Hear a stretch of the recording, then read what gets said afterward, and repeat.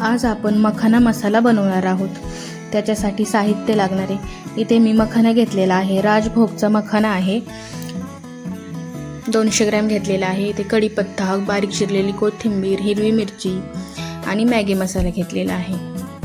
आता हा मखाना आपल्याला भाजून घ्यायचा आहे। त्याच्यासाठी कढई गरम करून त्याच्यामध्ये मखाना आपण छान कमी गॅसवरती व्यवस्थित भाजून घ्यायचा आहे।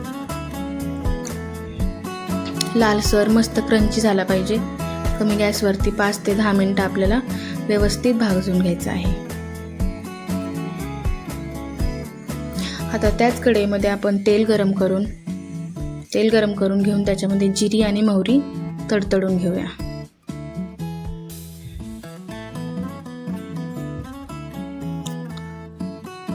थोडीशी मोहरी आणि जिरी व्यवस्थित लालसर आपल्याला भाजून घ्यायची आहे।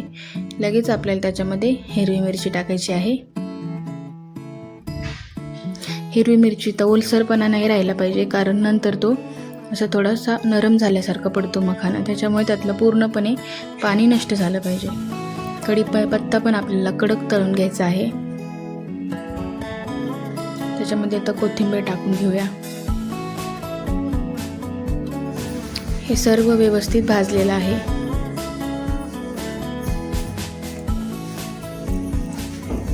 आता आपण त्याच्यामध्ये हळद टाकूया थोडीशी।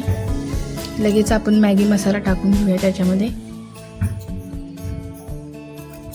आपण जसा चिवडा करतो ना, सेम तशाच पद्धतीने आपल्याला हे करायचं आहे। फक्त मी तेलाचा खूप कमी वापर केलेला आहे।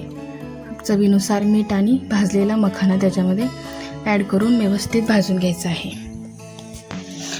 लहान मुलांना खाण्यासाठी खूप हेल्दी ऑप्शन आहे। बाहेरचे कुरकुरे बिस्किट खाण्यापेक्षा हे खूप हेल्दी ऑप्शन आहे। तुम्हाला जर ही माझी रेसिपी आवडली असेल तर आपल्या चॅनलला सबस्क्राईब करायला विसरू नका। धन्यवाद।